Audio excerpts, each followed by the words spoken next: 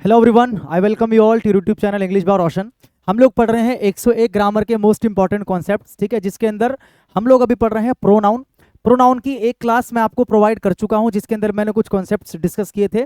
आज हम प्रोनाउन के कॉन्सेप्ट्स को आगे बढ़ाएंगे। कॉन्सेप्ट नंबर 37 से हम लोग करना शुरू करेंगे, ठीक है। 36 तक टोटल कॉन्सेप्ट देखो, हम लोग एक से शुरू किए थे, कॉन्सेप्ट नंबर एक से करते करते करते टोटल 36 हमने कर लिए। हमने आपको पता है वर्ब खत्म कर दिया है, हमने एडजेक्टिव खत्म कर दिया। अब हम किस पे हैं? प्रोनाउन पे हैं। तो प्रोनाउन में हम आते हैं आज के अगले कॉन्सेप्ट पे, जो कि है रिलेटिव प्रोनाउन। सबसे लंबा टॉपिक है ये, इस चैप्टर का सबसे लंबा टॉपिक है रिलेटिव प्रोनाउन, ठीक है, और सबसे इंपॉर्टेंट भी मैं इसको मानता हूँ। इसमें सीखने के लिए बहुत कुछ है आपके पास, अगर आप सीखने के इच्छुक हो तो बहुत कुछ है। आओ, रिलेटिव प्रोनाउन क्या होता है पहले तो उसकी डिस्कस कर लेते हैं भाई।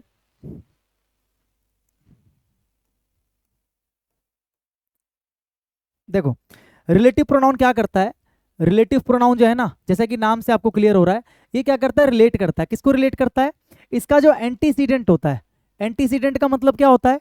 पूर्ववर्ती, यानी कि इससे पहले आने वाला जो शब्द होता है, ठीक है, इसको रिलेट करता है किससे? अपने प्रेसिडेंट। प्रेसिडेंट कौन होता है?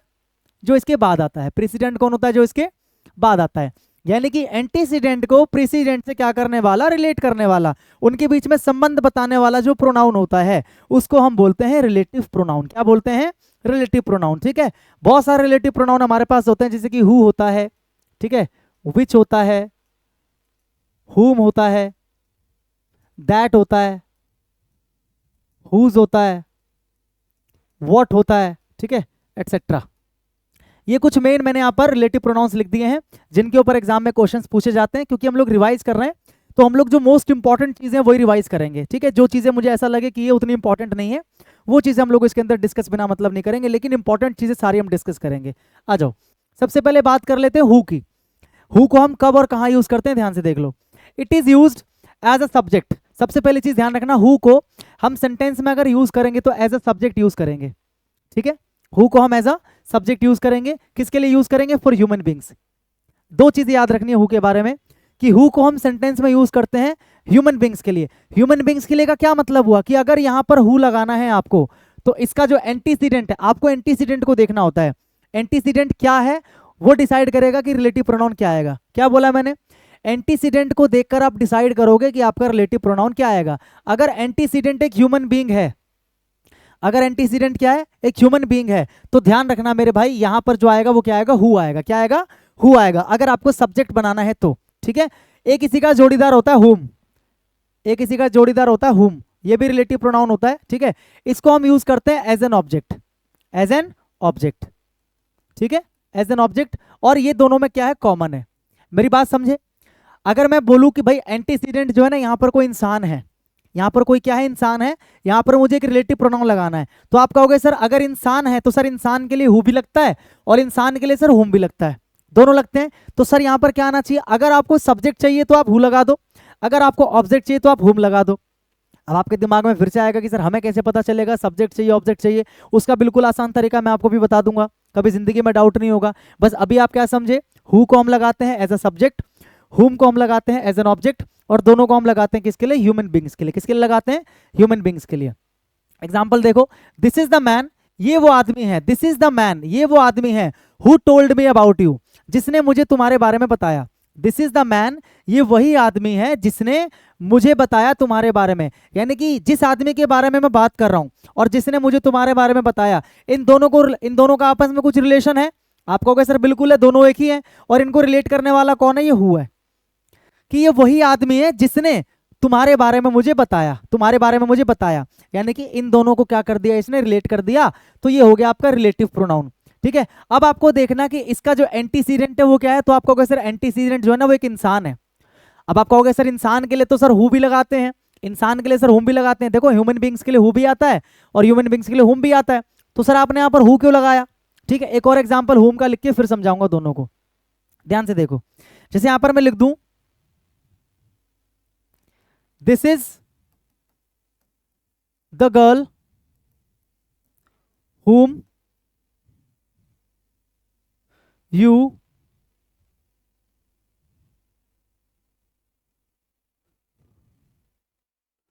had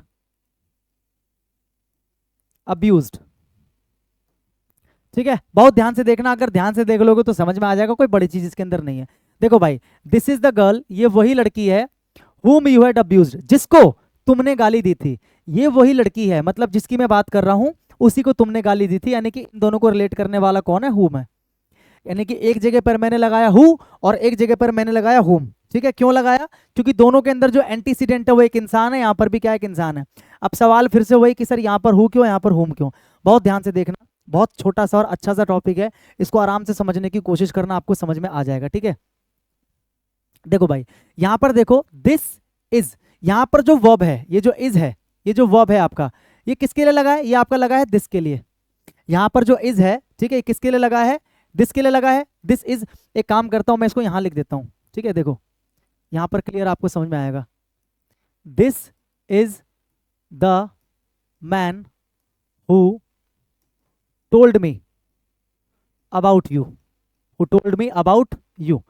यहां पर क्लियर लिख के समझाता हूं, और एक मैं लिखता हूं, this is the girl, this is the girl whom you had abused। ठीक है, ये दो एग्जांपल मैंने लिखे। अब ध्यान से देखो, ये जो भाई वर्ब है, ये किसके लिए लगा है? दिस के लिए लगा है। दिस इज, यही है वो आदमी, this is the man, this is the man. ठीक है, यानी कि ये जो दिस है आपका यहाँ पर सब्जेक्ट का काम कर रहा है, हाँ कि ना। और इसका वर्ब क्या है? इसका वर्ब है इज। इसका वर्ब क्या है? इज है। और ये जो है, ये क्या है? Subject complement. ये क्या है आपका? Subject complement. What is subject complement? जो सब्जेक्ट के बारे में आपको कुछ एक्स्ट्रा बताता है, उसको हम सब्जेक्ट कॉम्प्लीमेंट कहते हैं। ऑब्जेक्ट नहीं बोलते। कई बच्चों को लगता है कि ऑब्जेक्ट है। ऑब्जेक्ट का मतलब होता है काम को रिसीव करने वाला। ऑब्जेक्ट का क्या मतलब होता है? काम को रिसीव करने वाला। यहां पर कोई काम नहीं हो रहा है, यहां पर कोई एक्शन नहीं हो रहा, तो ये रिसीव कैसे कर लेगा? ठीक है, रिसीव करने वाला नहीं है। ये क्या है आपका? सब्जेक्ट कॉम्प्लीमेंट है। क्या है ये? सब्जेक्ट कॉम्प्लीमेंट है। ये सब्जेक्ट नहीं है, सब्जेक्ट का कॉम्प्लीमेंट है। कॉम्प्लीमेंट का मतलब सब्जेक्ट के बारे में एक्स्ट्रा बताने वाला। ठीक है, तो दिस इज द मैन, ये वो आदमी है, हु टोल्ड मी। अब देखो, इस वाले वर्ब के लिए सब्जेक्ट ये हो गया। ठीक है, अब यहां पर एक और आपको वर्ब दिखाई दे रहा है। ठीक है, हु टोल्ड मी, ये आपका ऑब्जेक्टिव केस है, तो ऑब्जेक्ट है। आई माई मी आपको पता ऑब्जेक्ट है। ठीक है, अबाउट यू, तुम्हारे बारे में, ये अबाउट क्या है? प्रेपोजिशन है। और यू क्या है आपका? इस प्रेपोजिशन का ऑब्जेक्ट है। यू क्या है? इस प्रेपोजिशन का ऑब्जेक्ट है। ठीक है, सारी चीज मुझे समझ में आ रही है। लेकिन ये वाला जो वर्ब है, इसका कोई ना कोई सब्जेक्ट तो होना चाहिए, क्योंकि बिना सब्जेक्ट के तो वर्ब आता नहीं है। बिना सब्जेक्ट के तो वर्ब आता नहीं है। मेरी बात समझ में आ रही है? अगर ये वर्ब है तो मतलब कोई ना कोई इसका सब्जेक्ट रहा होगा। अब यहां पर तो कोई सब्जेक्ट बचा नहीं है जिसको मैं इसके लिए लगा दूं, क्योंकि ये जो सब्जेक्ट है वो तो इस वाले वर्ब का है। मतलब इस वाले वर्ब के लिए कोई सब्जेक्ट भी रहा होगा, और वो सब्जेक्ट कौन रहा होगा? ये रहा होगा, क्योंकि अभी मैंने आपको बताया कि जो हु होता है वो सेंटेंस में एज अ सब्जेक्ट यूज होता है। अब अगर एग्जाम में मान लो आपको ऐसे दे दिया जाता, यहाँ पर आपको हुम दे दिया जाता, यहाँ पर आपको क्या दे दिया जाता? हुम दे दिया जाता, तो आपको पता है वो गलत हो जाता। वो क्या हो जाता? गलत हो जाता। ठीक है, समझ गए भाई? अगला एग्जांपल देखो, दिस इज द गर्ल, ये वो लड़की है। दिस इज, देखो ये वर्ब है, और ये वर्ब किसके लिए लगा है? दिस के लिए लगा है, यानी कि इसका सब्जेक्ट ये है। और ये आपका फिर से वही है, सब्जेक्ट कॉम्प्लीमेंट। ये क्या है? सब्जेक्ट कॉम्प्लीमेंट, यानी कि सब्जेक्ट के बारे में बताने वाला। दिस इज द गर्ल, ये वही लड़की है, ये वही लड़की है जिसको तुमने गाली दी थी, जिसको तुमने गाली दी थी। यानी कि ये जो हैड है, यानी कि हेल्पिंग वर्ब, और ये जो वर्ब की थर्ड फॉर्म है, ठीक है, ये दोनों के दोनों भैया किसके लिए लगे हैं? इसके लिए। यानी कि इन दोनों का सब्जेक्ट कौन है? यू है। मेरे पास एक सब्जेक्ट है यू, और उसी का हेल्पिंग वर्ब हैड, और उसी के आगे वर्ब की थर्ड फॉर्म। यानी कि जब इन दोनों वर्ब्स के लिए मुझे सब्जेक्ट मिल गया, और इस वाले वर्ब के लिए भी मुझे सब्जेक्ट मिल गया, तो कोई और वर्ब तो बचा नहीं। जब कोई और वर्ब नहीं बचा, तो क्या कोई और सब्जेक्ट होगा? नहीं होगा। समझ में आ रहा है कि नहीं आ रहा है? वर्ब के लिए आपको सब्जेक्ट चाहिए, या फिर कह लो सब्जेक्ट के लिए आपको वर्ब चाहिए। यहां पर कोई वर्ब बचा ही नहीं। ये दोनों जो है हेल्पिंग वर्ब और मेन वर्ब, ये तो यू के लिए लगे हैं, यू इनका सब्जेक्ट है। यानी कि यहां पर आपको कोई सब्जेक्ट नहीं चाहिए, मतलब यहां पर आपको क्या चाहिए? ऑब्जेक्ट। यहां पर आपको क्या चाहिए? ऑब्जेक्ट। इसलिए मैंने क्या लगाया? हुम लगाया। ठीक है, और दोनों में देखो इंसान की बात हो रही है, इसलिए हु और हुम। तो हु और हुम के बीच में बेसिक फर्क यही होता है कि एक लगता है किसके लिए? सब्जेक्ट के लिए, और एक लगता है ऑब्जेक्ट के लिए। और दोनों में सिमिलैरिटी क्या है कि दोनों किसके लिए लगते हैं? इंसान के लिए। किसके लिए लगते हैं भाई? इंसान के लिए। फर्क पहचानना सीख गए कि कब पता चलेगा सब्जेक्ट है, कब पता चलेगा ऑब्जेक्ट है। अभी आगे इसके और भी एग्जांपल्स आएंगे, आगे हु और हुम के और भी एग्जांपल्स है, तो वहां से बिल्कुल क्रिस्टल क्लियर आपको हो जाएगा कि कहां पर हु आता है और कहां पर हुम आता है। ठीक है, आ जाओ इस पे वापस से, इसको मिटा देते हैं पूरे को। ठीक है, एक सेकेंड।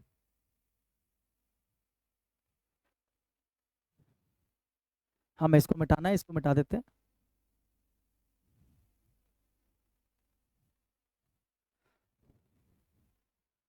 ठीक है, एग्जाम्पल लिख देता हूं खाली मैं यहाँ पर। This is the girl whom you had abused।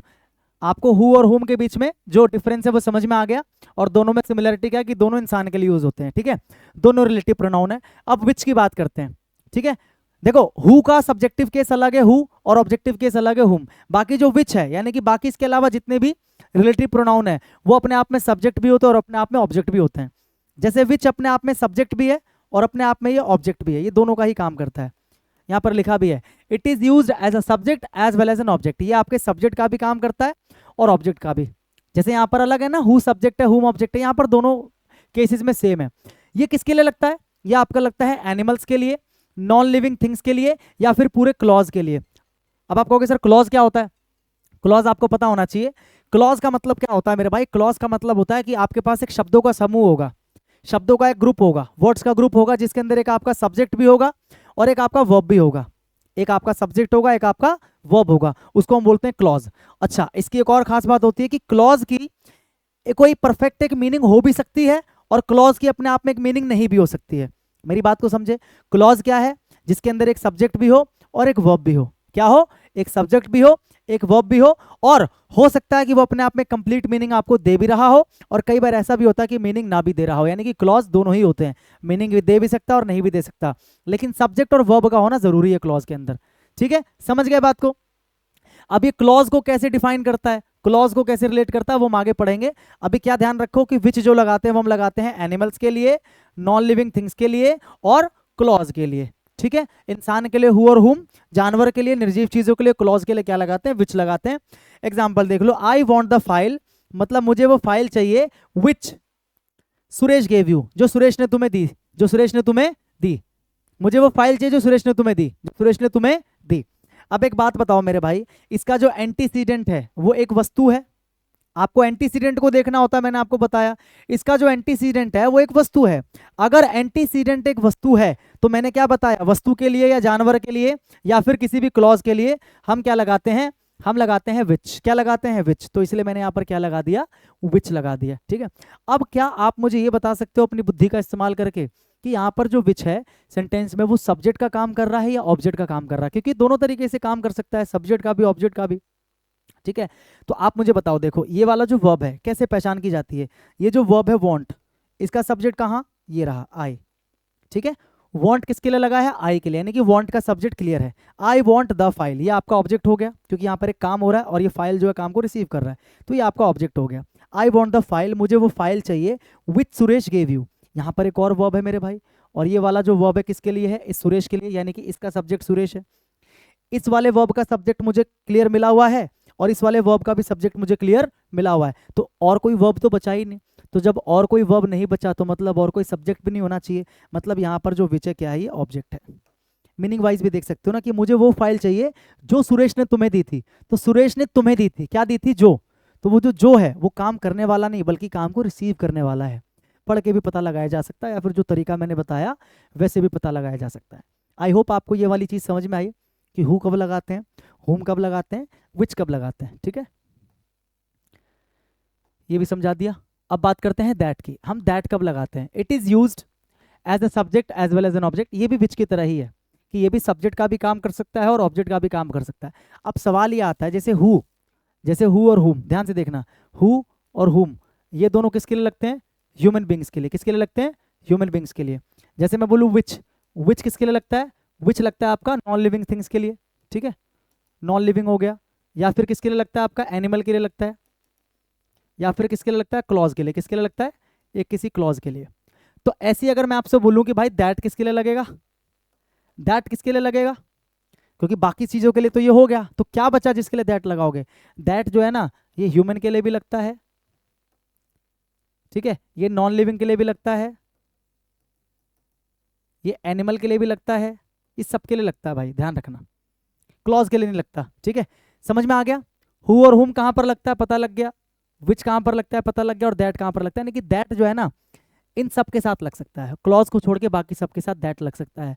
फिर आपके मन में एक सवाल आएगा कि सर अगर ह्यूमन के साथ हु और हुम दोनों लग रहे हैं और सर दैट भी लग रहा है, तो सर हमें कैसे पता चलेगा सर, हमें कैसे पता चलेगा सर कि यहाँ पर हम हु लगाए दैट लगाएं, हुम लगाए दैट लगाए? ऐसी सर आपने बोला एनिमल के साथ, ठीक है, और इसके साथ नॉन लिविंग थिंग्स के साथ में सर विच भी लगता है, और इसके अलावा भैया दैट भी लगता है। देखो ना, नॉन लिविंग और एनिमल, नॉन लिविंग और एनिमल दोनों के साथ दैट भी लगता है, विच भी। तो सर हमें कैसे पता चलेगा कि दैट लगाएं विच लगाएं?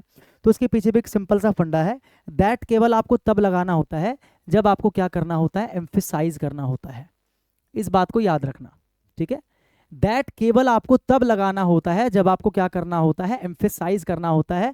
एम्फेसाइज किसको करते हैं? एंटीसीडेंट को, इससे पहले वाले को। मतलब जो एंटीसीडेंट होता है ना, अगर आपको उसको एम्फेसाइज करना हो, उस पर जोर देना हो, तब आप दैट लगाओगे। अदर केस में आप क्या लगाओगे? हु लगाओगे। मेरी बात को समझे कि नहीं समझे मेरे भाई? फॉर एग्जाम्पल अगर मैं बोल दूं, ध्यान से देखना, this is the boy dash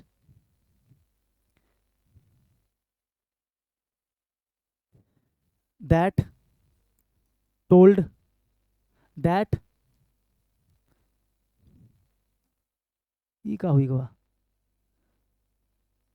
that told me, sorry dash told me, this is the boy dash told me about the incident.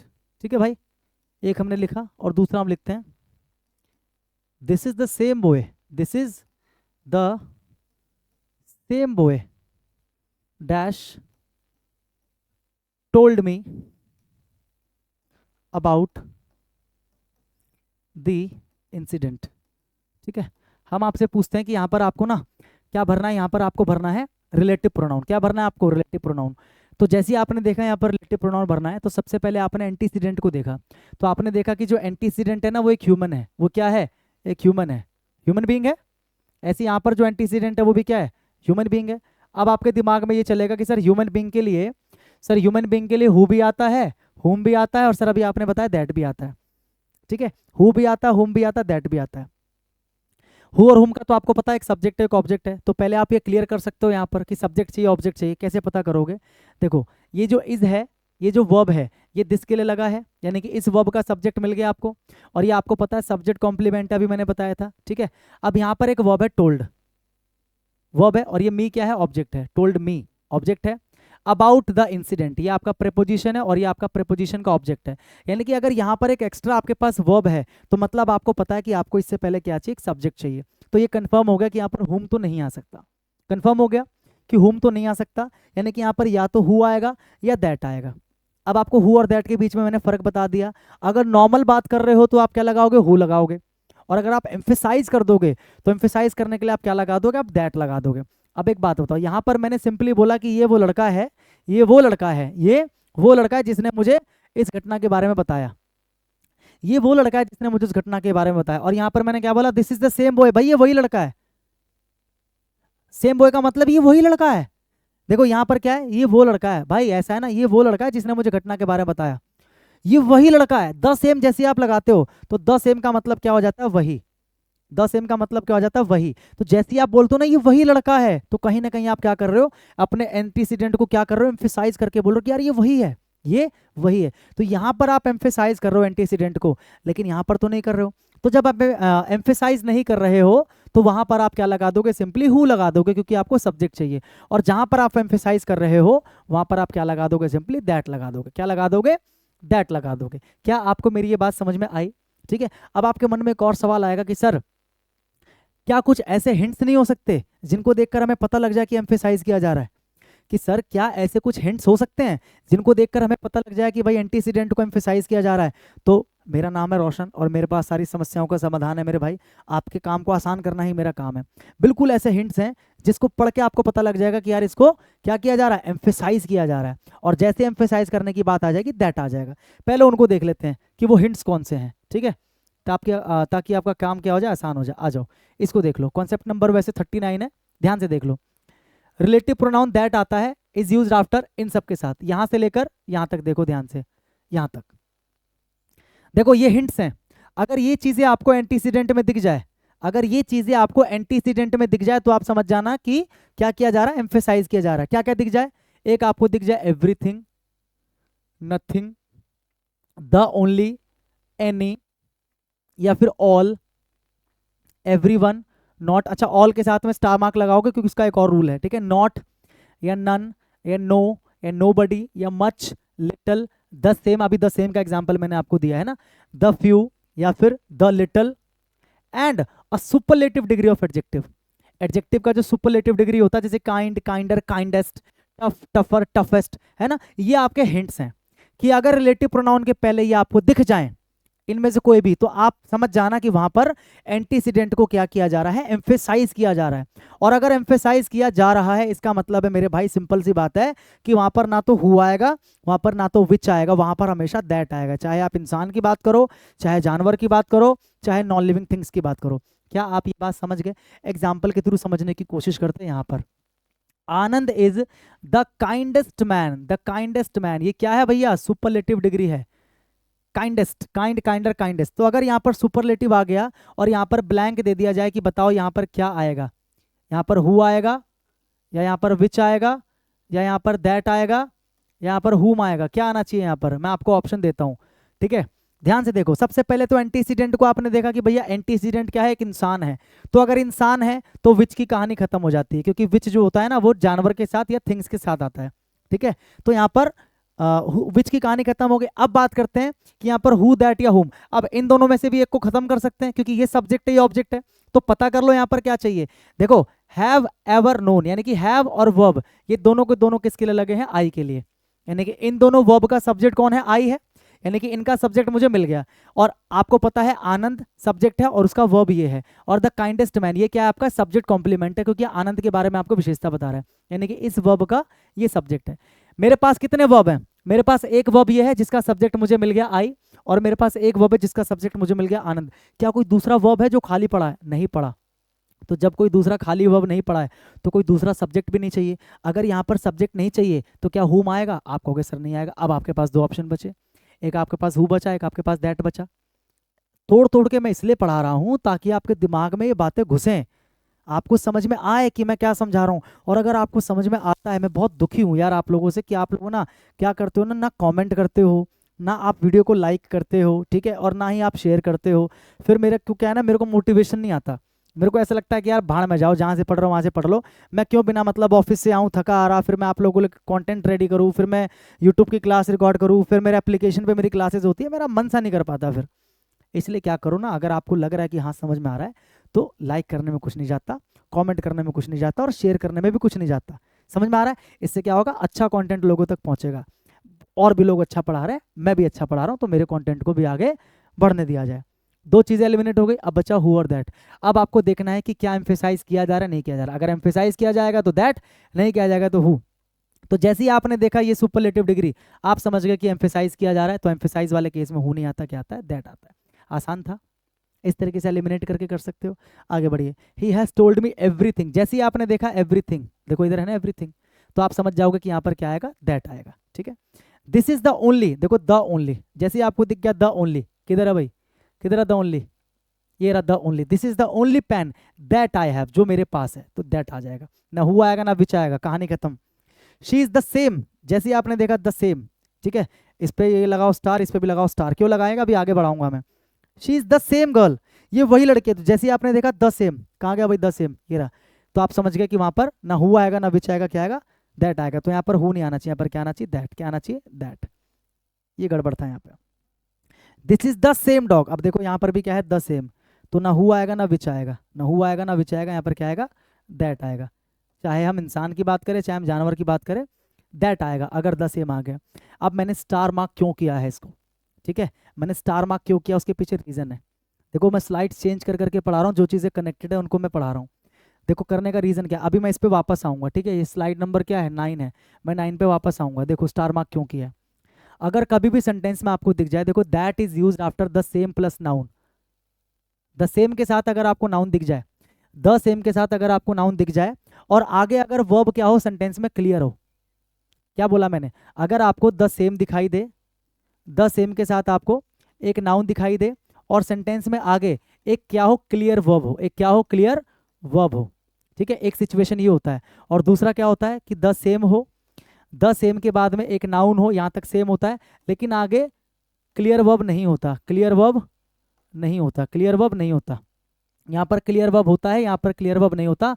तो आपको ऐसे में क्या करना होता है, इस नाउन के बाद में, ठीक है, इस नाउन के बाद में यहाँ पर तो आपको लगा देना होता है दैट अगर क्लियर वर्ब है, और यहाँ पर आपको रिलेटिव प्रोनाउन की जगह पर दैट नहीं, यहाँ पर क्या लगाना होता है, एज।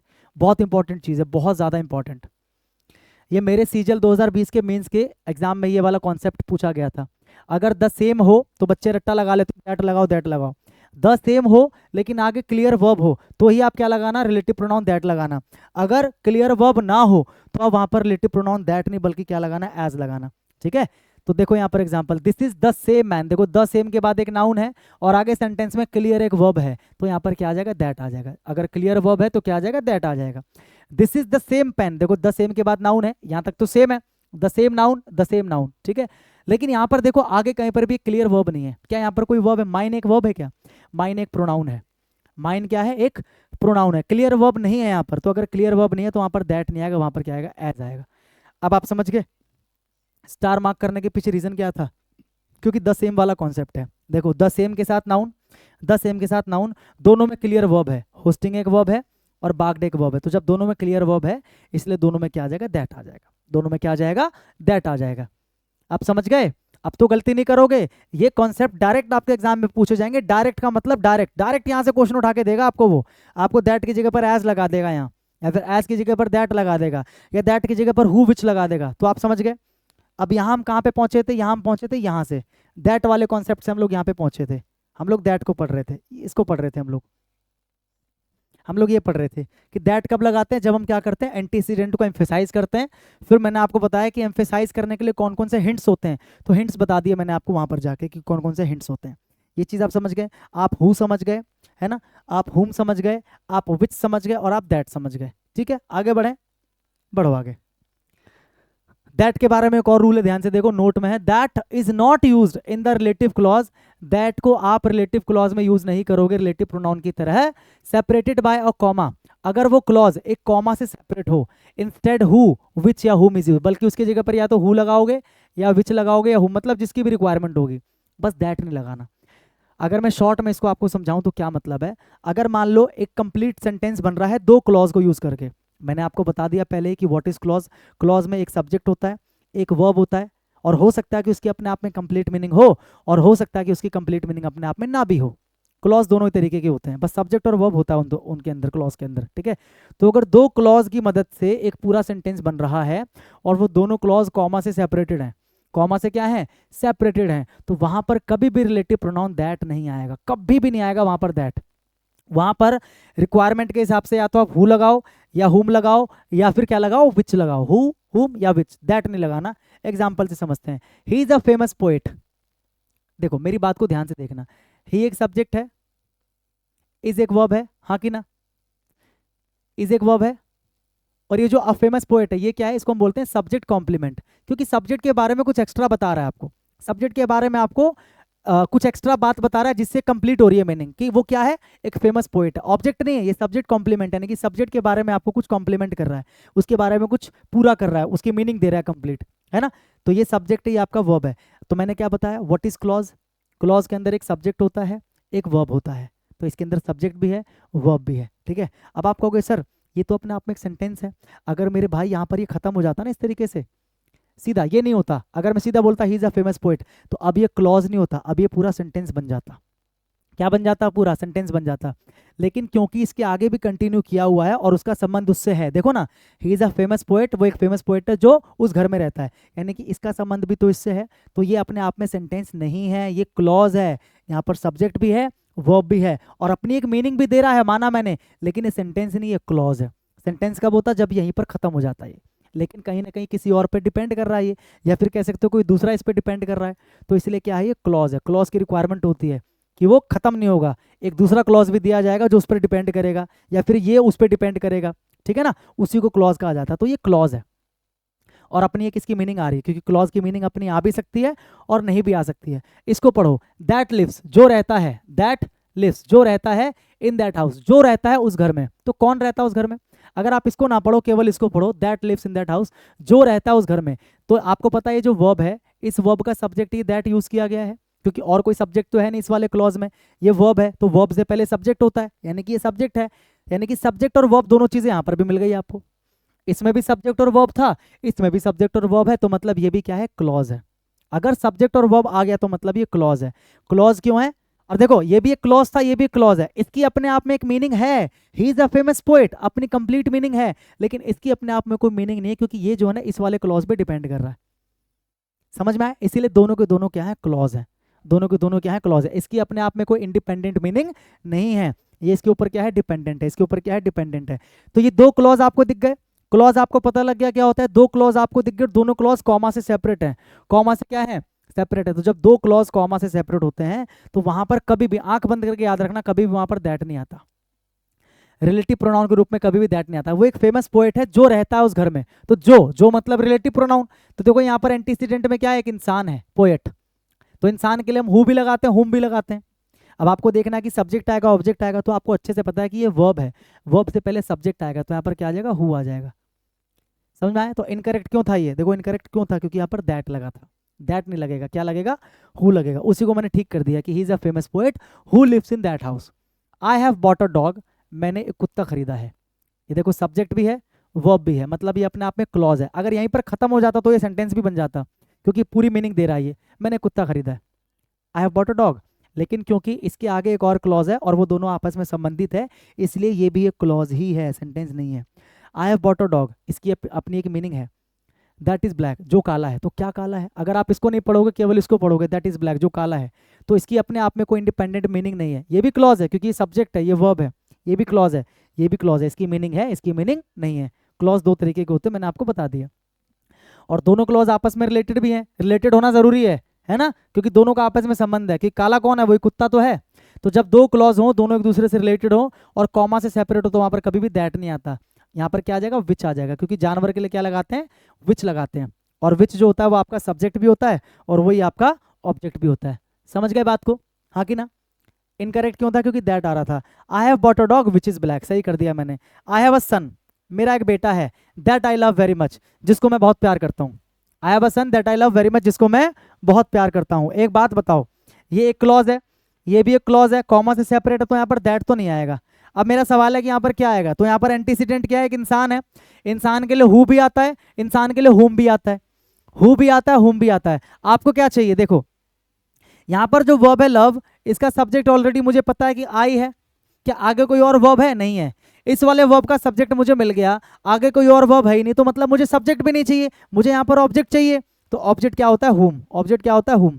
कितना आसान है पता करना। आई हैव अ सन हुम आई लव वेरी मच, कि मेरा एक बेटा है जिसको मैं बहुत प्यार करता हूँ, तो प्यार मैं करता हूँ, तो मैं सब्जेक्ट हो गया, और जिसको मैं करता हूँ वो ऑब्जेक्ट होगा, तो इसलिए मैंने यहाँ पर क्या लगाया? ऑब्जेक्ट हुम।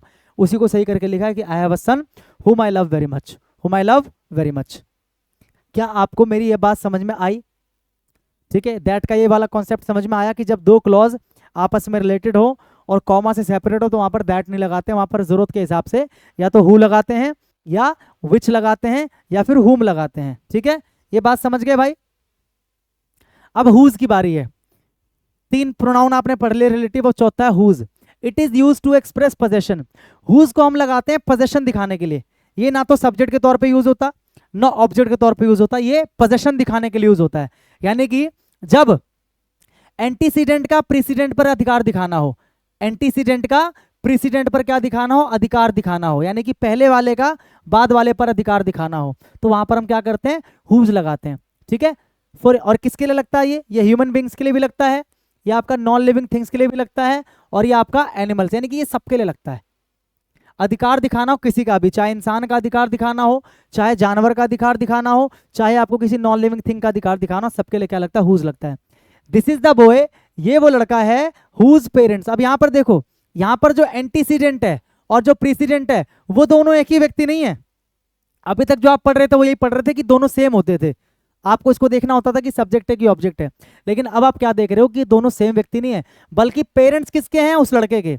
यानी कि पेरेंट्स के ऊपर क्या दिखाया जा रहा है? बॉय का पोजेशन, यानी कि प्रीसीडेंट पे एंटीसीडेंट का पोजेशन दिखाया जा रहा है। तो जब आपको लगे कि यार पोजेशन दिखाने की बात कर रहा है, तो वहां पर ना तो हु आएगा, ना विच आएगा, ना दैट आएगा, वहां पर हुज आ जाएगा कि दिस इज द बॉय, यही वो लड़का है, हुज पेरेंट्स, जिसके पेरेंट्स, तो यहां पर हुज का मतलब है जिसके, हुज का मतलब क्या है, जिसके, जिसके parents came to meet you, जिसके पेरेंट्स तुमसे मिलने आए थे, ठीक है। दिस इज द डॉग, ये वो कुत्ता है, हुज लेग्स, तो देखो लेग्स के ऊपर किसका अधिकार है, यानी डॉग का। तो पढ़ के आपको ऑटोमेटिकली पता लग जाएगा कि यार प्रेसिडेंट के ऊपर एंटीसीडेंट का अधिकार दिखाया जा रहा है, प्रेसिडेंट के ऊपर एंटीसीडेंट का क्या दिखाया जा रहा है, अधिकार। तो जब अधिकार दिखाया जा रहा है तो आपको क्लियर हो जाना चाहिए कि वहां पर हम पोजेशन वाला जो रिलेटिव प्रोनाउन है वो यूज करेंगे, और वो क्या होता है, हुज, वो क्या होता है, हुज होता है। हुम तो मैंने आपको बता दिया, it is used as an object for human beings, जैसे this is the girl whom you scolded yesterday, ये तो मैंने आपको समझा दिया। डिफरेंस बिटवीन ये हु एंड हुम, ये भी मैंने आपको पहले समझा दिया कि हु जो होता है वो सब्जेक्ट होता है, हुम जो होता है वो ऑब्जेक्ट होता है। यहां तक की कहानी आपको समझ में आई कि नहीं आई? मैंने आपको हु बता दिया, हुम बता दिया, दैट बता दिया, विच बता दिया और हुज बता दिया, ये सारी चीजें मैंने आपको बता दी।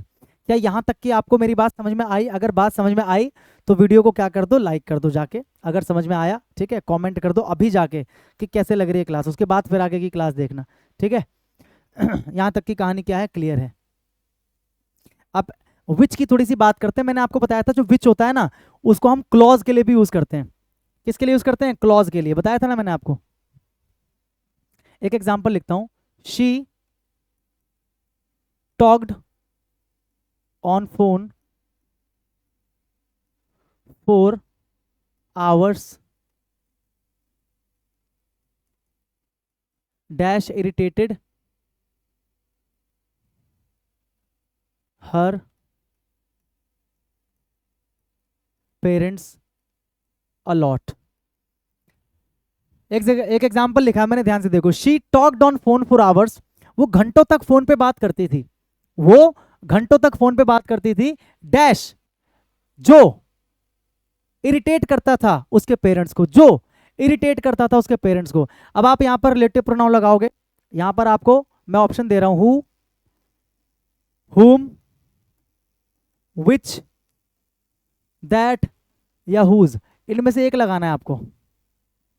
आप ट्राई कर लो, अपनी कॉपी पे इसका आंसर लिख लो, फिर आप मुझे बताना कि आपका आंसर ठीक था गलत था। अगर आपने क्वेश्चन कर दिया तो मैं समझूंगा कि आपको रिलेटिव प्रोनाउन समझ में आ रहा है, ठीक है।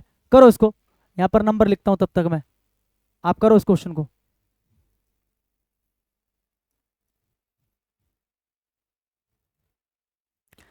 चलो भाई आ जाओ, अब देखो मैं क्या करता हूँ, ठीक है। देखो, she talked on phone for hours, वो घंटों तक फोन पे बात करती थी जो उसके पेरेंट्स को इरिटेट करता था। अच्छा, इरिटेट कौन करता था, इरिटेट फोन करता था, या इरिटेट वो करती थी, या उसका फोन पे घंटों तक बात करना, मतलब ऐसी क्या चीज है या फिर ऐसा क्या इंसान है जो इरिटेट करता था, क्योंकि यहां पर लिखा है डैश इरिटेटेड, जो इरिटेट करता था। तो क्या इरिटेट करता था, आपको ये अच्छे से पता है कि ये वर्ब है, ये क्या है, वर्ब है। अगर ये वर्ब है तो आपको अच्छे से पता है कि यहां पर आपको एक सब्जेक्ट चाहिए, यहां पर आपको एक सब्जेक्ट चाहिए, तो यहां से आप इसको तो कम से कम हटा ही सकते हो, होम को, क्योंकि ये ऑब्जेक्ट होता है, हाँ कि ना, हटा सकते हो। अब आपको पता है कि यहां पर पोजेशन की भी बात नहीं कर रहा है, यहां पर किसी के ऊपर किसी का अधिकार नहीं दिखा रहा है, तो आप हुज को भी हटा सकते हो, हुज को हटा सकते हो, पोजेशन नहीं दिखा रहा। अब आपके पास बचा हु, विच या दैट, क्या बचा, हु, विच या दैट। अब आप मुझे बताओ कि क्या आना चाहिए। अगर आप थोड़ा सा लॉजिकली जाओगे, ग्रामर का लॉजिक लगाओगे, तो अगर आप देखोगे एंटीसीडेंट, तो एंटीसीडेंट में कोई भी नाउन नहीं है, ना कोई व्यक्ति है, ना कोई वस्तु है, ना कोई जानवर है, मतलब कोई भी नाउन नहीं है। तो कई बच्चों को लगेगा सर अगर कोई इंसान नहीं है, कोई जानवर नहीं है, तो सर ना तो हु आएगा ना विच आएगा, सर बचा कुचा दैट है, दैट लगा दो। गलत है। आप ऐसे पता करो कि यार उसको इरिटेट किसने किया, क्या उसको इरिटेट शी ने किया। अगर शी ने इरिटेट किया होता तो मैं यहां पर हु लगा देता, क्योंकि इसका मतलब एंटीसीडेंट में शी को मान रहा हूं। अगर मैं एंटीसीडेंट शी को मान रहा हूं तो यानी कि यहां पर हु आ जाएगा, क्योंकि मुझे सब्जेक्ट चाहिए। यहां पर परेशान करने का, इरिटेट करने का काम उसने नहीं किया, फोन ने नहीं किया, बल्कि उसका जो घंटों तक फोन पे बात करना है, यानी कि ये जो है ना, ये पूरा जो है ये क्लॉज है, अपने आप में, अपने आप में क्या है, ये क्लॉज है। ये आपका सब्जेक्ट है, ये आपका वर्ब है, तो सब्जेक्ट और वर्ब मिल गए तो क्लॉज बन गया। क्या बन गया, क्लॉज बन गया, क्योंकि इसके बाद भी आगे कहानी अभी चल रही है, यहां पर खत्म नहीं हुआ है वो, वरना वो सेंटेंस कहलाता। ये अपने आप में क्लॉज है, यानी कि परेशान करने का जो काम है ना, वो उस लड़की ने नहीं किया, फोन ने नहीं किया, बल्कि उसने घंटों तक जो फोन पे बात करी, इस वाली घटना ने, यानी कि इस वाले क्लॉज ने, इस पूरे ने उसको इरिटेट किया। बोलो बात समझे कि नहीं समझे? घंटों तक वो फोन पे बात करती थी जिस चीज ने, तो किस चीज ने? इसी चीज ने, वो जो घंटों तक फोन पे बात करती थी। यानी कि यहां पर जो आपको लगाना है वो पूरे क्लॉज को क्वालिफाई करने के लिए लगाना है। अब आप अच्छे से जानते हो कि जब हम क्लॉज को क्वालिफाई करते हैं, क्लॉज के लिए कौन सा रिलेटिव प्रोनाउन लगाते हैं? क्लॉज के लिए हम कौन सा रिलेटिव प्रोनाउन लगाते हैं? मैंने आपको बताया था विच लगाते हैं, बताया था। आंख बंद करके क्लॉज को अगर आपको रिलेट करवाना हो, क्लॉज को क्वालिफाई करवाना हो, तो रिलेटिव प्रोनाउन क्या लगता है? ना हु लगता, ना दैट लगता, बल्कि क्या लगता? विच लगता। तो यहां पर क्या आ जाएगा? विच। एग्जाम में आया हुआ क्वेश्चन है भाई साहब, ये एग्जाम में आया हुआ क्वेश्चन है ये। She talked on phone for hours, वो घंटों तक फोन पे बात करती थी। Which irritated her parents a lot, जो चीज, यानी कि ये पूरी वाली चीज उसके पेरेंट्स को इरिटेट करती थी। ठीक है, तो यहां पर विच आ जाएगा। एक और एग्जांपल दें भाई, बताना। I remember the time dash flew to Mumbai for the first time. ये भी एग्जाम में आया हुआ क्वेश्चन है, ये भी आपका एग्जाम में आया हुआ क्वेश्चन है। बताइए। इधर टेबल फैन चलता रहता है मेरे बगल में, क्या है कि हम आपको पहले ही बताएं कि इधर एसी नहीं है, टेबल फैन चलता है और बहुत आवाज़ करता है ये। अब पता नहीं ये अभी चल रहा था तो पता नहीं माइक में डिस्टरबेंस किया कि नहीं किया, मुझे नहीं पता। आप एक बार बताना मुझे कि क्या कोई डिस्टरबेंस हुआ अभी अभी जस्ट थोड़ा सा पहले जब मैंने इसको बंद किया, क्या उससे पहले कोई डिस्टरबेंस फील हुआ आपको? अगर नहीं हुआ तब तो मैं इसको चलाऊंगा, वरना फिर गर्मी में पढ़ाना पड़ेगा। ठीक है, देखो भाई मैं यहाँ पर आपको ऑप्शन दे रहा हूँ, हु, विच, दैट, whom या when। when भी अपने आप में एक रिलेटिव प्रोनाउन होता है, ध्यान रखना। मैं आपको ऑप्शन दिया, बताओ क्या आएगा यहाँ पर। आई रिमेंबर द टाइम, ये आपका वर्ब है रिमेंबर। ठीक है, इसका सब्जेक्ट कौन है? आई रिमेंबर, मुझे याद है। क्या याद है? टाइम। ये आपका ऑब्जेक्ट हो गया। मुझे समय याद है, मुझे कौन सा समय याद है? जब वी फ्लू टू मुंबई, जब हम मुंबई गए थे। फ्लू का मतलब है एरोप्लेन में उड़ के। When we flew to Mumbai, जब हम एरोप्लेन में बैठ के मुंबई गए थे फॉर द फर्स्ट टाइम, पहली बार। मतलब मुझे वो समय याद है जब हम पहली बार एरोप्लेन में बैठकर मुंबई गए थे। अब यहाँ पर जो आपको रिलेटिव प्रोनाउन लगाना है उसका एंटीसीडेंट क्या है? उसका एंटीसीडेंट एक टाइम है। यहाँ पर जो आपको रिलेटिव प्रोनाउन लगाना है उसका एंटीसीडेंट एक टाइम है। मुझे वो समय याद है जब हम गए थे, मुझे वो समय याद है जब हम गए थे। यानी कि यहाँ पर ना तो आपको किसी इंसान के बारे में बताना, ना किसी एनिमल के बारे में बताना, ना किसी वस्तु के बारे में, बल्कि उस समय की बात कर रहा हूँ जो मुझे याद है। आई रिमेंबर द टाइम, मुझे समय याद है जब हम गए थे। तो जब भी आपको लगे कि भैया एंटीसीडेंट एक टाइम है, एंटीसीडेंट क्या है? एक टाइम है। तो टाइम का अगर टाइम एक एंटीसीडेंट है तो वहां पर ना तो हु आता, ना विच आता, ना दैट आता, ना हुम आता, वहां पर क्या आता? वैन आता है। वहां पर क्या आता है? वैन आता है। ये भी चीज याद रखना, एग्जाम में आया हुआ क्वेश्चन है। अगर एंटीसीडेंट एक टाइम है मेरे भाई, अगर एंटीसीडेंट एक टाइम है, अगर आप किसी टाइम की बात कर रहे हो, उस टाइम को रिलेट करने के लिए अगर आप रिलेटिव प्रोनाउन लगाना चाह रहे हो तो वहां पर क्या आ जाएगा? व्हेन। वहां पर क्या आ जाएगा? व्हेन। ऐसी अगर मान लो एंटीसीडेंट एक प्लेस होता तो यहाँ पर क्या आ जाता? वेयर। अब सारा रिलेटिव प्रोनाउन कराना तो बैठूंगा नहीं, शॉर्ट शॉर्ट में जो चीज़ है वो शॉर्ट में बता सकता हूँ। देखो, जो डिटेल में बताने वाली चीज़ है वो डिटेल में बता दी, जो शॉर्ट में बताने वाली चीज़ है वो शॉर्ट में बता रहा हूँ। अगर यहाँ पर एक प्लेस होता तो यहाँ पर वेयर आ जाता, क्योंकि प्लेस का रिलेटिव प्रोनाउन क्या होता? Where. I remember the place where we were hiding. समझो, आई रिमेंबर द प्लेस, मुझे वो जगह याद है वेयर वी वर हाइडिंग, जहां हम छुपे हुए थे। तो अब यहाँ पर वेयर आ जाता। समझ गए? कोई दिक्कत तो नहीं है, कर लोगे, इतने होशियार तुम हो। अगर एंटीसीडेंट टाइम है तो व्हेन, अगर एंटीसीडेंट एक प्लेस है तो क्या आ जाएगा? वेयर आ जाएगा। अब इस पे आ जाते हैं जो एग्जांपल यहाँ ऑलरेडी लिखे हुए हैं। दिस इज द बॉय, ये वही लड़का है। आपको बताना सही है गलत है sentence. This is the boy who can defeat anyone in arm wrestling, ये वही लड़का है। ये जो इज है, ये जो वर्ब है, ये इस दिस के लिए लगा है, यानी कि इसका सब्जेक्ट मुझे मिल गया। और ये बॉय जो है ये क्या है? सब्जेक्ट का कॉम्प्लीमेंट है, सब्जेक्ट के बारे में ही आपको कुछ बता रहा है कि ये वही लड़का है। हु कैन डिफीट, अब ये जो हेल्पिंग वर्ब है और ये जो मेन वर्ब है, इनका एक सब्जेक्ट होना चाहिए दोनों का।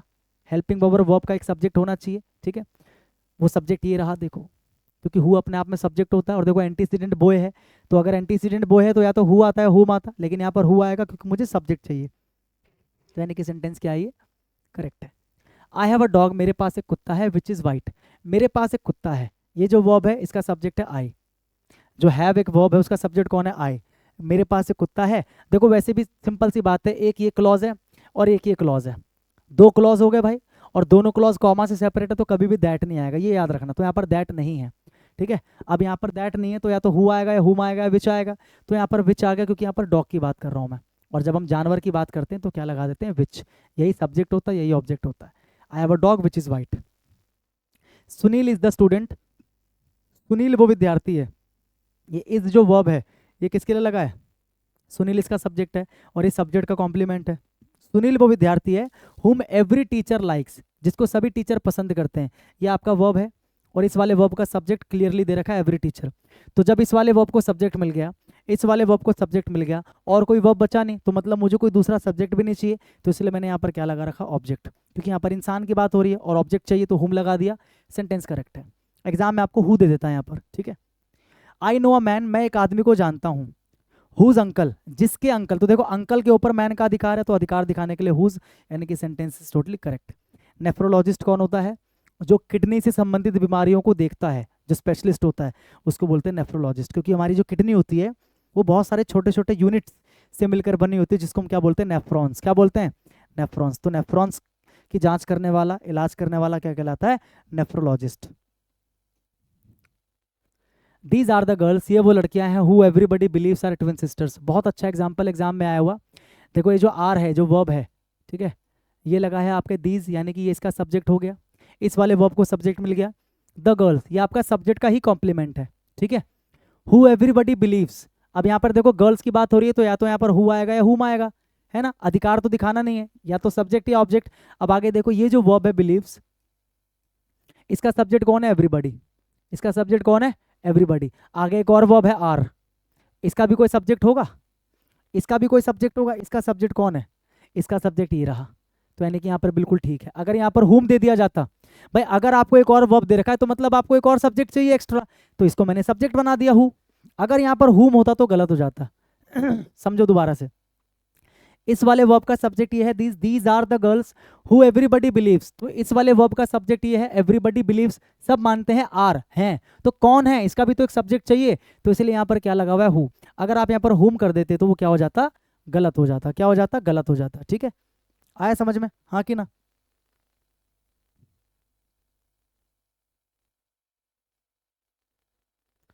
ब्लर हुआ था ना अभी, ठीक है।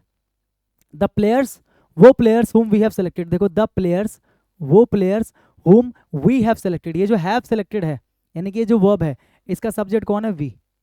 इस वाले वर्ब का जो सब्जेक्ट है वो कौन है, वी, हाँ कि ना। यहाँ पर प्लेयर्स की बात हो रही है यानी कि एंटीसीडेंट प्लेयर है, तो या तो हु आएगा या हुम आएगा। अभी आगे देखते हैं, फॉर आवर टीम, फॉर ये आपका प्रेपोजिशन है, ठीक है, और ये आवर टीम जो है ये प्रेपोजिशन का ऑब्जेक्ट है, प्रेपोजिशन का क्या है, ऑब्जेक्ट है, ठीक है। यहाँ पर एक और आपको वर्ब दिखाई दिया भाई आर, एक और आपको वर्ब दिखाई दिया आर, तो अगर यहाँ पर एक और वर्ब है तो इसको एक सब्जेक्ट चाहिए, तो ये तो रहा सब्जेक्ट स्टार्टिंग में द प्लेयर्स, क्योंकि देखो इसके लिए कोई अलग से यहाँ पर वर्ब था ही नहीं, तो मतलब वो जो वर्ब है वो किसका है, इस वाले सब्जेक्ट का है, यानी कि हमें कोई और वर्ब नहीं दे रखा, तो यहाँ पर क्या आ जाएगा, ऑब्जेक्ट आ जाएगा, जो कि बिल्कुल ठीक है। समझे कि ये वही खिलाड़ी है जिनको हमने चुना है, तो जिनको चुना है हमने तो हम सब्जेक्ट है और जिनको हमने चुना है वो ऑब्जेक्ट है। देखो ये जो सब्जेक्ट था भाई द प्लेयर्स, इनका यहाँ पर कोई वर्ब तो नहीं दे रखा था, मतलब इनका जो वर्ब है वो यहाँ पर दे रखा है आपको आर, इस तरीके से भी आता है, आर दे रखा है, और ये जो वर्ब है हैव सिलेक्टेड, इसका सब्जेक्ट ये रहा, तो मेरे पास आर का जो सब्जेक्ट है वो क्या बचा, द प्लेयर्स बचा, यानी कि इसके अलावा मेरे पास कोई वर्ब बचा नहीं, तो जब कोई वर्ब बचा नहीं तो क्या हो जाएगा, ये ऑब्जेक्ट हो जाएगा, ठीक है। बहुत पढ़ लिए हम लोग रिलेटिव रिलेटिव रिलेटिव, थोड़ा सा ये भी देख लेते हैं कि अगर देखो अभी आपने पढ़ा कि अगर एंटीसीडेंट एक इंसान हो तो हु लगा देते हैं, अगर एंटीसीडेंट एक जानवर या वस्तु हो तो विच लगा देते हैं, लेकिन अगर एंटीसीडेंट में एक इंसान हो और उसके साथ में एक जानवर हो एंड लगा के, या एक इंसान हो इंसान के साथ में एक वस्तु हो एंड लगा के, आप क्या करोगे, तो आपको पता है ऐसे में जब आप कंफ्यूज हो जाओ तो दैट लगा दो, खत्म बात। खाली इंसान हो तो हु या हुम, कोई जानवर या वस्तु हो तो विच, लेकिन अगर दोनों दे दिया जाए एंड से, जैसे a man and his dog, आदमी भी है जानवर भी है, तो कंफ्यूज नहीं होना, दैट लगा देना, खत्म बात। दैट इसी दिन के लिए तो होता है, if two antecedents a human and an animal या फिर a thing are added by and, अगर एंड से जुड़े हो, so relative pronoun that is used, तो रिलेटिव प्रोनाउन जो है ना दैट, ये लगा देते हैं, हु विच या हुम नहीं लगाते। The girl and her dog, देखो द गर्ल ये इंसान है और एंड की मदद से एक जानवर है। अब अगर गर्ल को देखोगे तो यहाँ पर हु आता, अगर डॉग को देखोगे तो यहाँ पर विच आता, लेकिन क्योंकि दोनों है एंड से तो यहाँ पर क्या आ जाएगा, दैट आ जाएगा। The girl and her dog that I saw, कि वो लड़की और उसका कुत्ता जिसको मैंने देखा था यस्टरडे कल in the market have been kidnapped, उन दोनों को किडनैप कर लिया गया है। ठीक है, रिलेटिव प्रोनाउन की कहानी यहीं पर क्या होती है, खत्म, क्योंकि ये मैं आपको समझा चुका। ये चीज अभी बाकी है, इसको भी समझ लेते हैं। देखो अच्छा, मैंने बताया था ऑल वाले केस में, मैंने आपको ऑल को देखो क्या किया था, मैंने ऑल को मैंने यहाँ पर स्टार मार्क किया था। ऑल को क्यों किया था, ऑल को समझ लेते हैं। देखो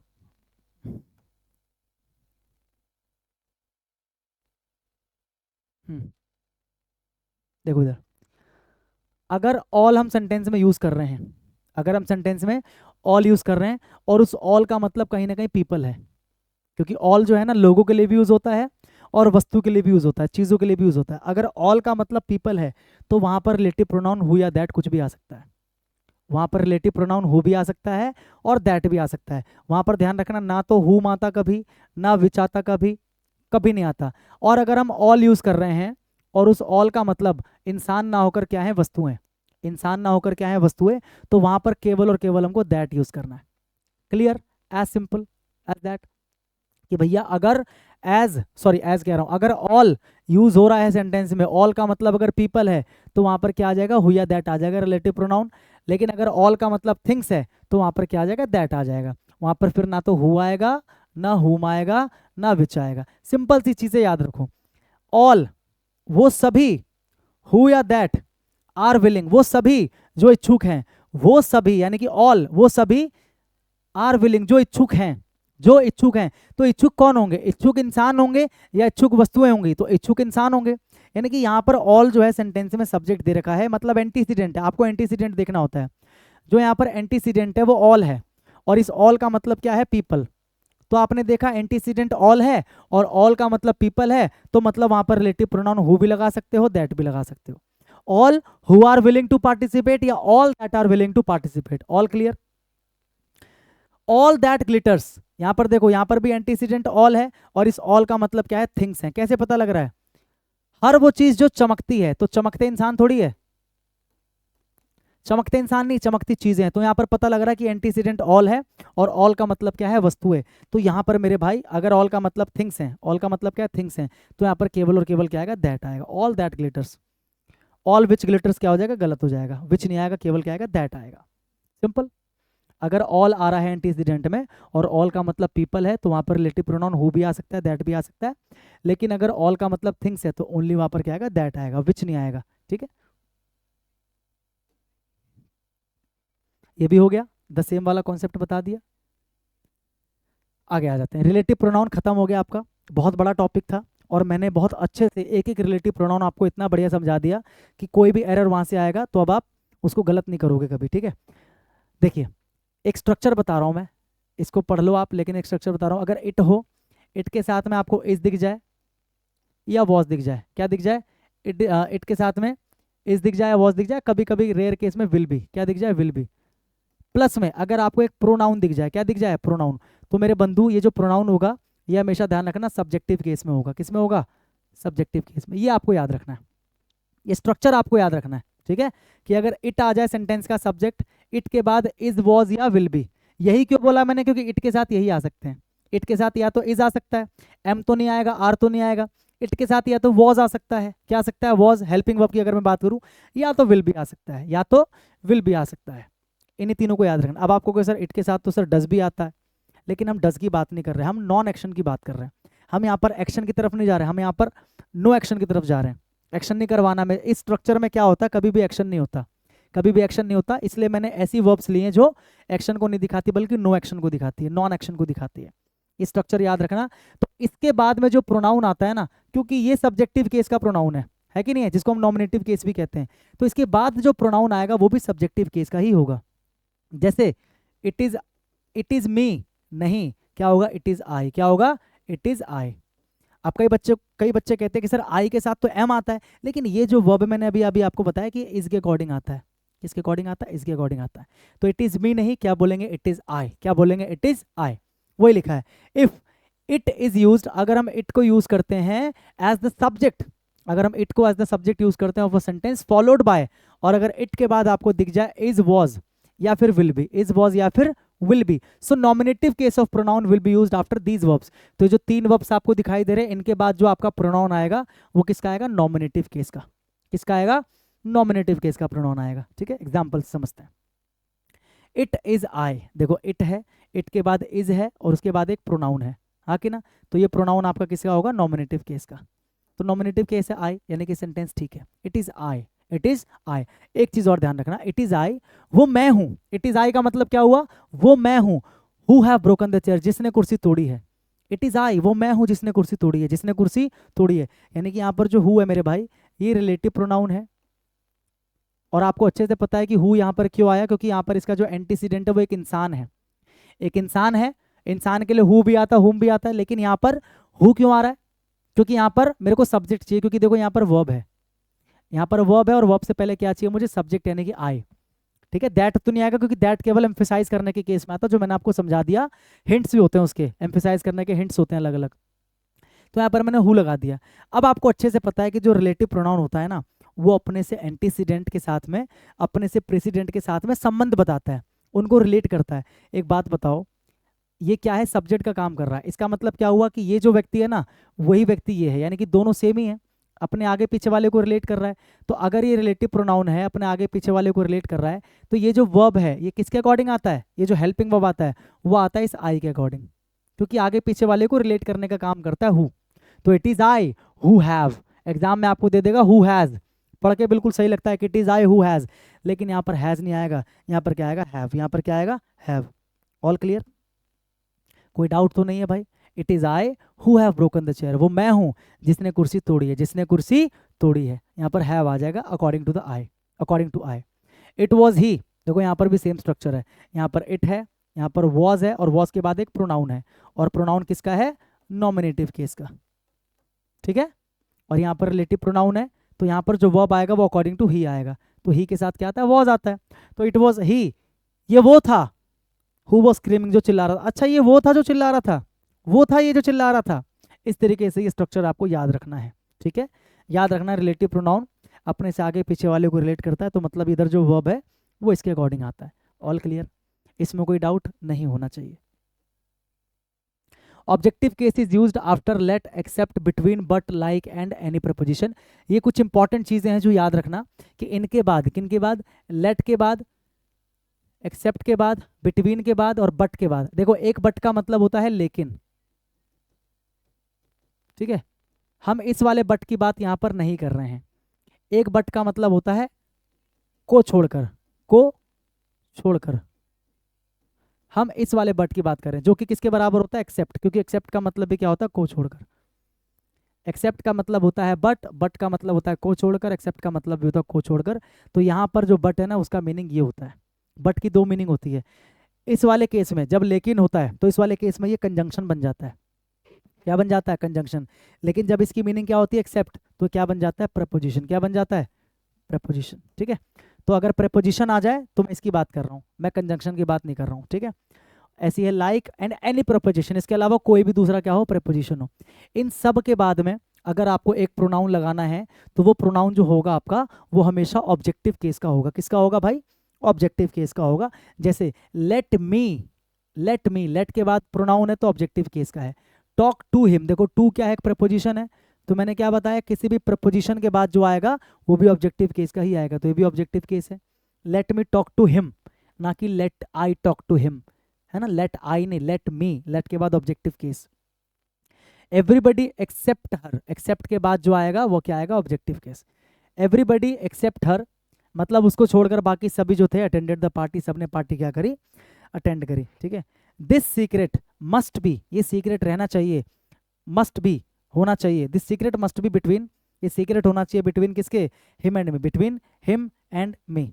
दिस सीक्रेट मस्ट रिमेन कह सकते हो यहाँ पर, this secret must remain between him and me. तो देखो बिटवीन के बाद में मेरे भाई ऑब्जेक्टिव केस. ध्यान रखना, बिटवीन और एंड का पेयर बनता है, बिटवीन और एंड का पेयर बनता है, बिटवीन और टू का पेयर नहीं बनता. एग्जाम में आपको बिटवीन के साथ में टू का पेयर दे देगा, जो कि क्या होता है? गलत होता है. ठीक है, जैसे एक छोटा सा example, I will meet you, I will meet you between 4 PM to 6 PM। अब पढ़ने में तो कतई सही लग रहा है, ये पढ़ने तो बिल्कुल सही लग रहा है कि मैं तुमसे मिलूंगा 4 बजे से 6 बजे के बीच, तो I will meet you between 4 PM to 6 PM। लेकिन ये गलत है, टू नहीं आता, बिटवीन का पेयर एंड से बनता है, तो यहाँ पर क्या आ जाएगा एंड, यहाँ पर क्या आ जाएगा एंड। तो I will meet you between 4 PM and 6 PM, I will meet you between 4 PM and 6 PM, ठीक है। He is also a foodie like me, also a foodie like me, तो लाइक के बाद ऑब्जेक्टिव केस का pronoun, ठीक है। आया समझ में। एक्सेप्ट का बट का एक एग्जाम्पल दे दूं क्या, बट का एक एग्जाम्पल है, बट का मतलब क्या होता है को छोड़कर, है ना, जैसे कि आई या ऐसे ही प्रेज्ड एवरीबडी, उसने सबकी तारीफ की, बट हर। तो यहाँ पर बट का मतलब देखो पढ़ के ही पता लग रहा है कि बट का मतलब यहाँ पर लेकिन नहीं है, यहाँ पर बट दो अलग अलग सेंटेंसेस को या क्लॉजेस को या फ्रेजेस को नहीं जोड़ रहा, बल्कि यहाँ पर बट का मतलब है उसको छोड़कर, कि ही प्रेज्ड एवरीबडी, उसने सबकी तारीफ की बट हर, लेकिन उसकी नहीं की। तो यहाँ पर लेकिन नहीं है, ये तो कमाल की बात है, लेकिन लगता है पढ़ने में। यहाँ पर मीनिंग क्या है, उसने सबकी तारीफ की उसको छोड़कर। तो यहाँ पर बट का मतलब क्या है, एक्सेप्ट। यहाँ पर बट का मतलब क्या है, एक्सेप्ट, ठीक है, सिंपल। इनके बाद में ऑब्जेक्टिव केस का प्रोनाउन आता है, इसको याद रखना। आगे बढ़ो। यूज ऑफ इंडेफिनिट प्रोनाउंस, ये कुछ इंडेफिनिट प्रोनाउंस है, ठीक है। यहाँ से लेकर यहाँ तक शॉर्ट में बता रहा हूँ मैं, यहाँ से लेकर यहाँ तक जो है ना, देखो यहाँ से लेकर यहाँ तक में एक आपको दिखेगा बॉडी वाला, और एक आपको दिखेगा वन वाला, और एक आपको दिखेगा थिंग वाला। कुछ ऐसे होंगे जिनके लास्ट में बॉडी होगा, कुछ ऐसे होंगे जिनके लास्ट में वन होगा। तो ये इंडिकेट करते हैं किसको, पर्सन को, व्यक्ति को, है ना।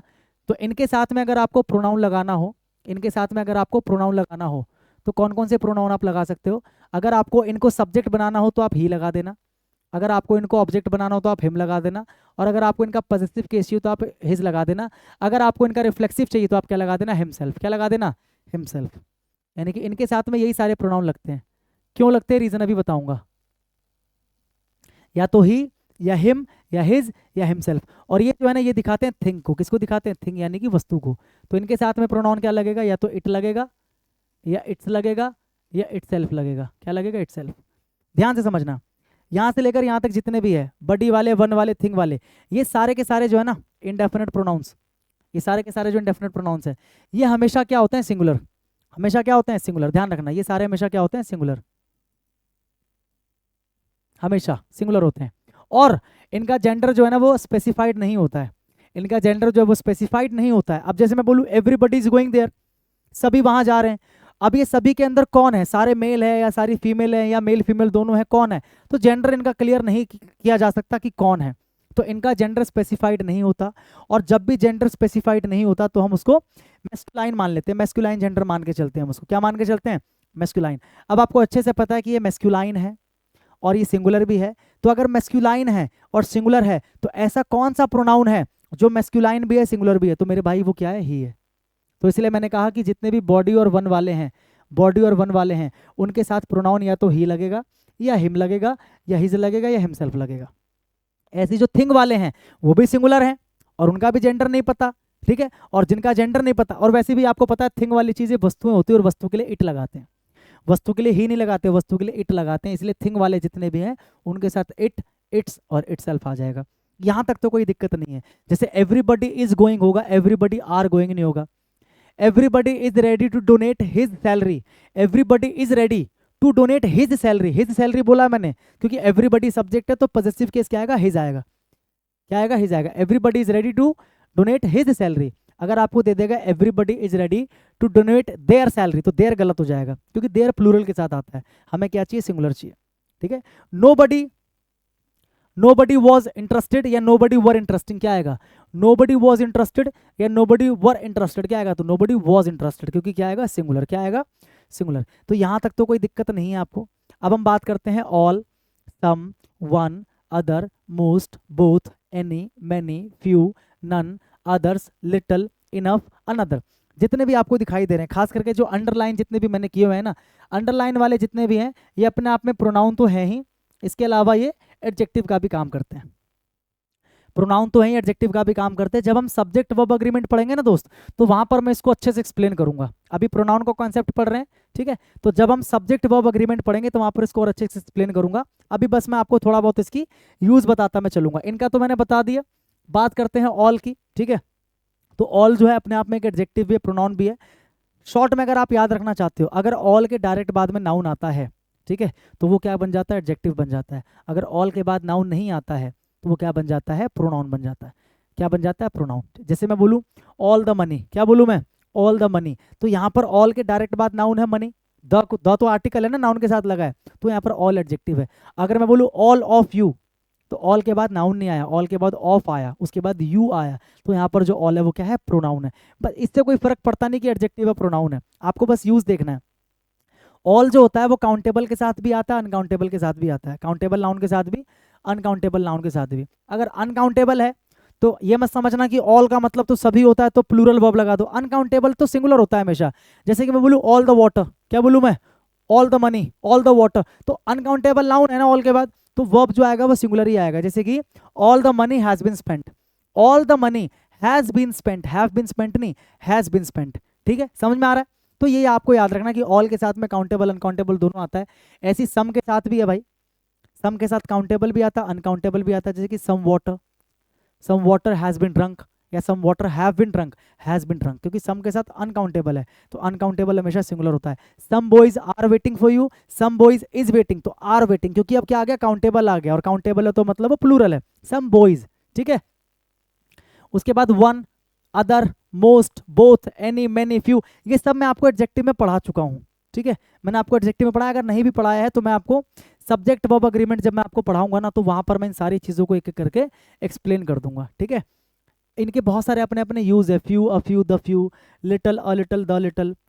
फिर उसके बाद बोथ का तो यूज मैंने आपको एडजेक्टिव में पढ़ाया था कि बोथ का क्या मतलब होता है, बोथ के साथ कभी नेगेटिव सेंटेंस यूज नहीं करते हैं, पढ़ाया था मैंने आपको। ठीक है, ऐसी मैनी मैंने आपको बताया था, मैनी के साथ में हमेशा काउंटेबल नाउन आता है, मैनी के साथ कभी अनकाउंटेबल नहीं आता, मैनी वाटर नहीं बोल सकते। ठीक है, ऐसी फ्यू के साथ भी हमेशा काउंटेबल नाउन आता है। देखो मैनी और फ्यू इन दोनों के साथ हमेशा प्लूरल काउंटेबल नाउन आता है, हमेशा क्या आता है, plural countable noun.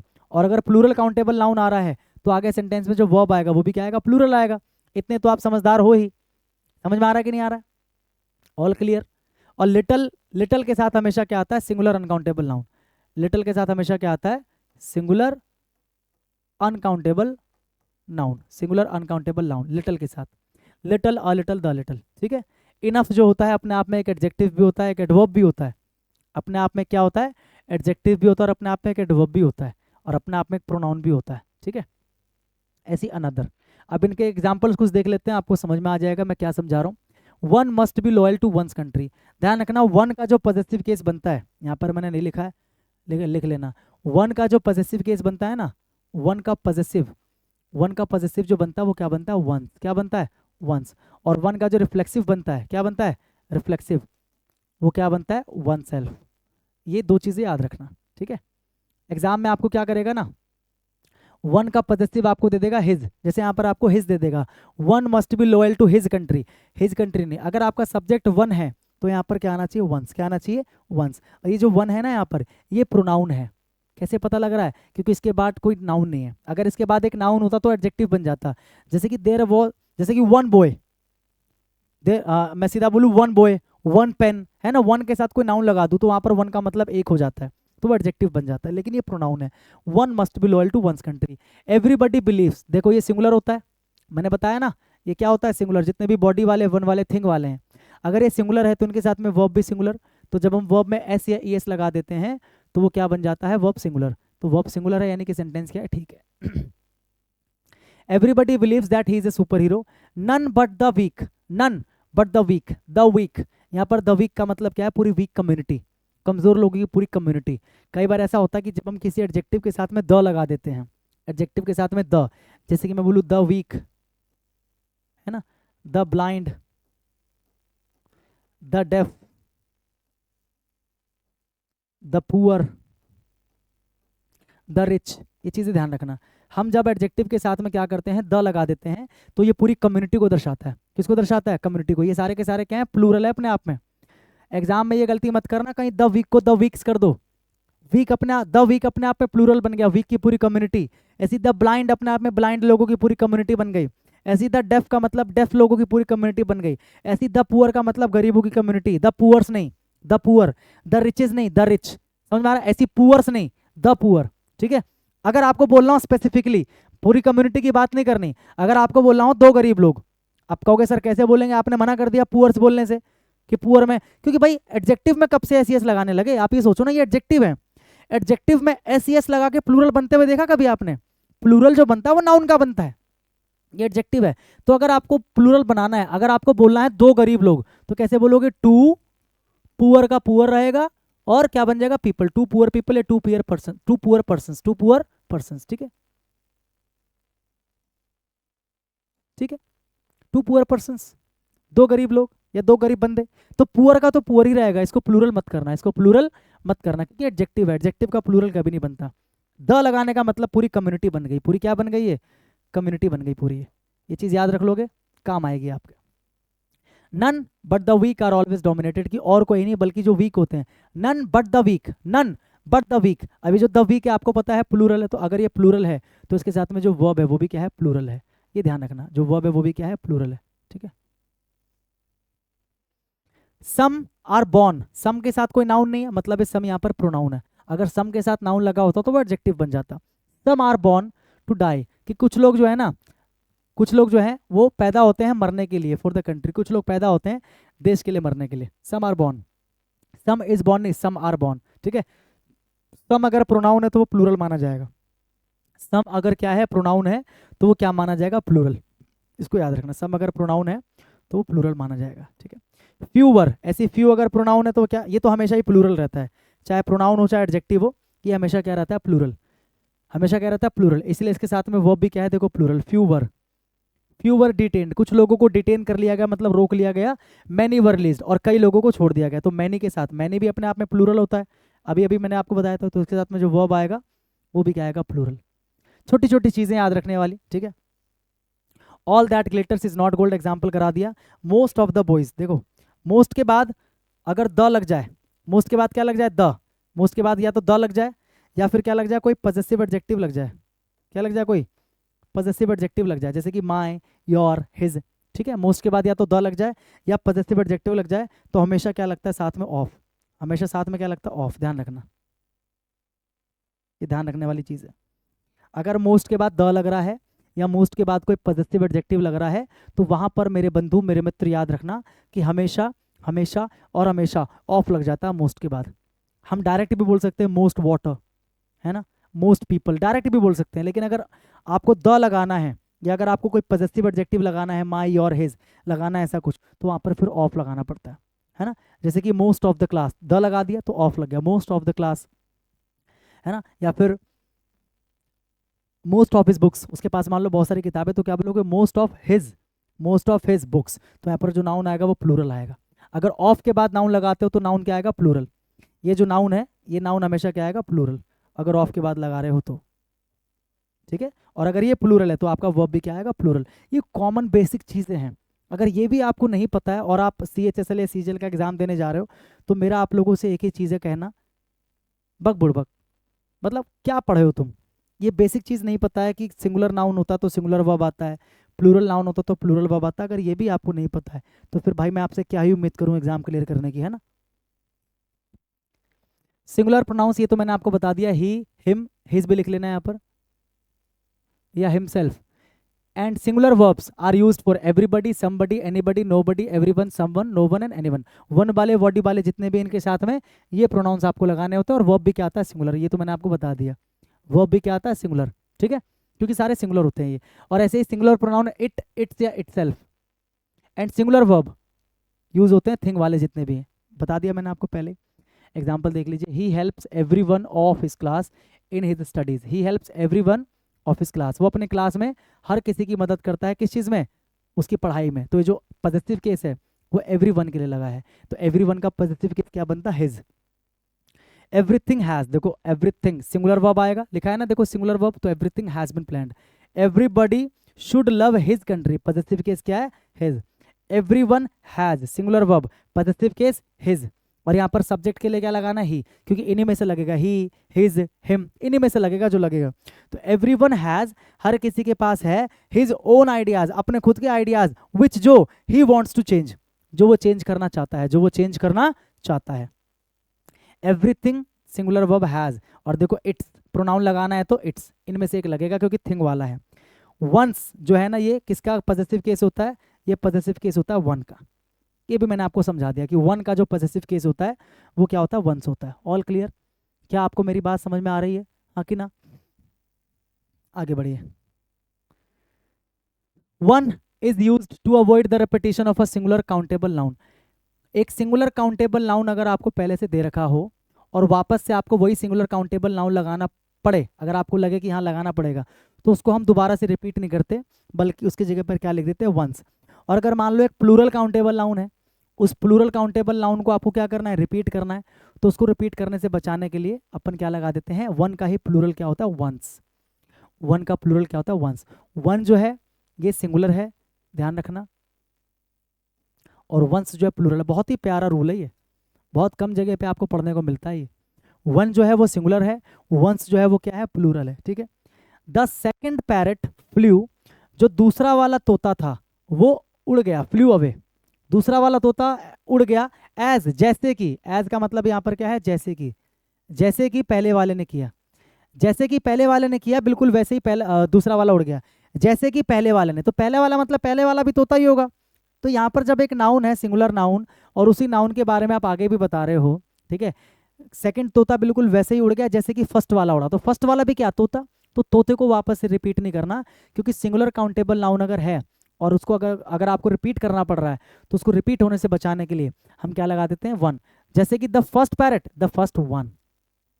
The second parrot, यहाँ पर द सेकंड के साथ में पैरेट है, the second parrot flu away, दूसरा तोता उड़ गया वैसे ही जैसे कि द फर्स्ट वन, जैसा कि पहले वाले ने किया। तो अंडरस्टूड हो जाएगा कि जैसा कि पहले वाले ने किया, मतलब पहले वाला भी क्या था, तोता ही था, पहले वाला भी क्या था, तोता ही था। इतनी बात समझ गए? The first one had done, जैसा कि पहले वाले ने किया था। तो यहाँ पर आपको बताने की जरूरत नहीं कि पहले वाला उड़ा था, जैसा कि पहले वाले ने किया था वैसे सेकंड वाला उड़ गया। तो यानी कि यहाँ पर सेकंड वाला उड़ा है तो फर्स्ट वाला भी उड़ा होगा। तो यहाँ पर सिंगुलर नाउन था, रिपीट करने से बचाने के लिए क्या लगा दिया, वन लगा दिया, ठीक है, याद रखना। This is a new table, ये एक न्यू टेबल है, बट लेकिन दैट इज, लेकिन वो जो है ना एक क्या है, पुराना टेबल है। तो वापस से टेबल को रिपीट मत करो, सिंगुलर नाउन है ना, क्या लगा दो, वन लगा दो, आपका काम बन जाता है। This is a new table, ये एक नई टेबल है, but that is an old one, but that is an old one, लेकिन वो एक पुराना है। तो वो एक पुराना क्या है, टेबल। अंडरस्टूड हो गया यहाँ पर वन का मतलब अंडरस्टूड है कि पैरेट की बात हो रही है, यहाँ पर वन का मतलब अंडरस्टूड है कि किसकी बात हो रही है, टेबल की बात हो रही है। किसकी बात हो रही है, टेबल की बात हो रही है। दीज आर न्यू स्टूडेंट्स, ये जो है ना नए स्टूडेंट्स हैं, प्लूरल है देखो यहाँ पर अब, लेकिन जो वो हैं, बट दोज आर, लेकिन वो जो है ना वो पुराने हैं। तो पुराने क्या, स्टूडेंट्स, यहाँ पर प्लूरल है वहां भी प्लूरल, तो ओल्ड वंस, यहाँ पर क्या गया देखो, वंस प्लूरल, ओल्ड वन नहीं ओल्ड वंस, क्योंकि यहाँ पर प्लूरल है तो प्लूरल के लिए क्या लगाते हैं, वंस। कि these are new students but those are old ones, लेकिन वो क्या है, पुराने हैं, वो क्या है, पुराने हैं, ठीक है, समझ में आ गया?